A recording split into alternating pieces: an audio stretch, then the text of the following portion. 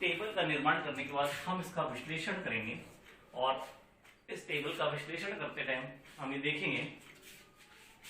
तो देखिए आप, इसको हम कहते हैं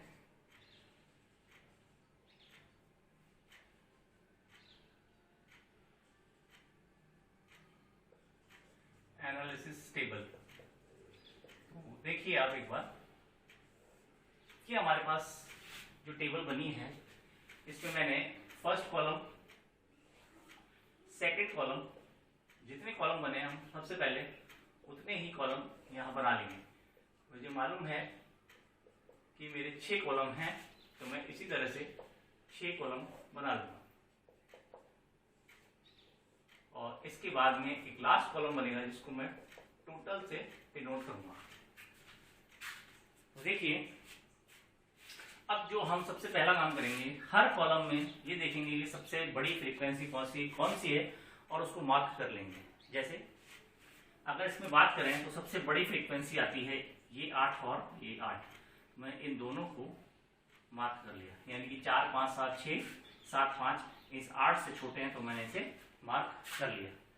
नेक्स्ट बात करते हैं तो आप देखेंगे कि इसमें भी सबसे बड़ी फ्रीक्वेंसी 15 है, यानी कि 9 छोटा है, 13 छोटे हैं, तो ये भी 13 छोटा है और बचा कितना 15। अगर यहाँ पे बात करते हैं तो हम देखते हैं कि यहाँ पर ये 15 सबसे बड़ा है तो हमने इसे मार्क किया। नेक्स्ट कॉलम में बात करते हैं तो 21 सबसे बड़ा है, इन दोनों का कंपेयर करते हैं तो ये सबसे बड़ा है, इन दोनों का कंपेयर करते हैं तो ये सबसे बड़ा है। तो इस तरह से हमें ये पता चल गया कि हर कॉलम में सबसे बड़ा नंबर कौन सा है। इसके बाद हम बात करते हैं कि ये जो फर्स्ट कॉलम है इसमें जो सबसे ज्यादा फ्रीक्वेंसी है उसके आगे मैं एक पहली बार लगाता हूं, यानी कि मैंने इस 8 के सामने, देखिए इस 8 के सामने एक फ्रीक्वेंसी लगा दी है और इसके बाद में एक लास्ट एक और है जिसके अंदर, और इसके सामने मैंने एक फ्रीक्वेंसी लगा दी, यानी एक नंबर से इसे डिनोट कर दिया है।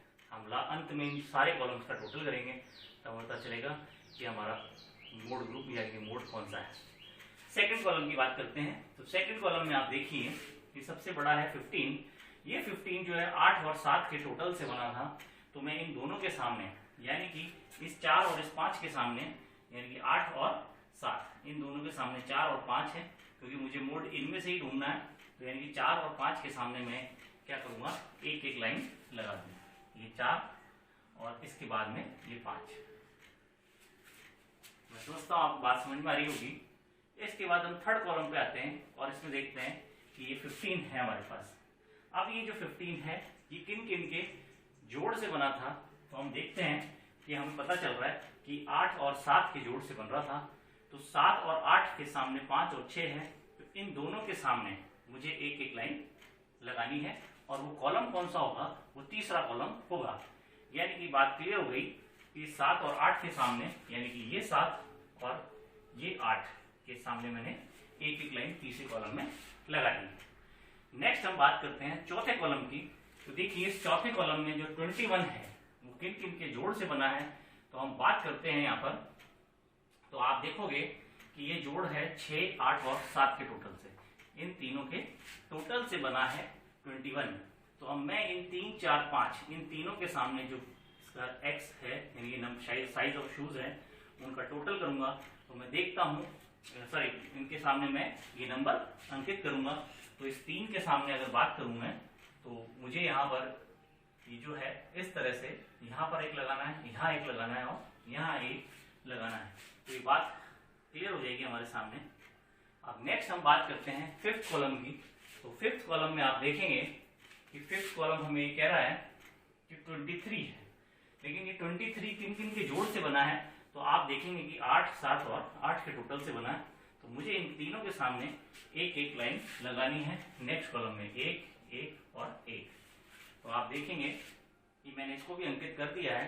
अब लास्ट कॉलम बचा है और उस कॉलम में जो सबसे बड़ा नंबर है वो 20 और 21 में से ये 21 है। तो 21 किन किन के जोड़ से बना है, तो मुझे पता चला कि 7, 6 और 8 के जोड़ से बना हुआ है। तो इनके सामने भी मैं एक एक लाइन लगा दूंगा। तो आप देखेंगे एक लाइन और एक एक लाइन इन तीनों के सामने मैंने लगा दी। तो आपको यहाँ तक समझ में आ गई होगी बात कि मैंने इसका एनालिसिस करके पता लगा लिया कि कौन कौन से जोड़ से कौन कौन से नंबर बने हैं। जो सबसे बड़ा नंबर है उसी को, उनका जोड़ किन किन से बना है, और मैंने उसको यहाँ पर अंकित कर दिया है।